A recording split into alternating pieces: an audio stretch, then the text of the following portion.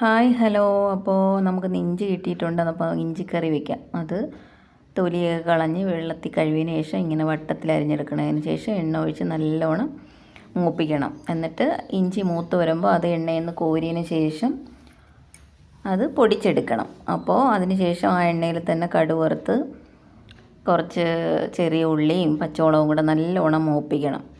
അപ്പോൾ നല്ലോണം മൂത്തതിന് ശേഷം നല്ലോണം മൂക്കണം കേട്ടോ നമ്മൾ.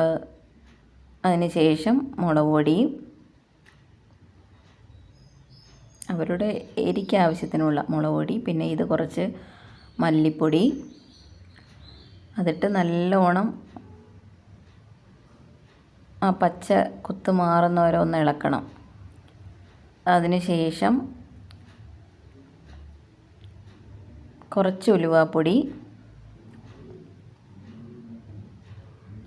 പിന്നെ നമ്മൾ പുളി നേരത്തെ വെള്ളത്തിൽ ഇട്ടേക്കണം കേട്ടോ. എന്നിട്ട് ആ പുളിയും കൂടെ പിഴിഞ്ഞ് അതിൻ്റെ വെള്ളവും കൂടെ ഇതിനകത്ത് ഒഴിക്കണം.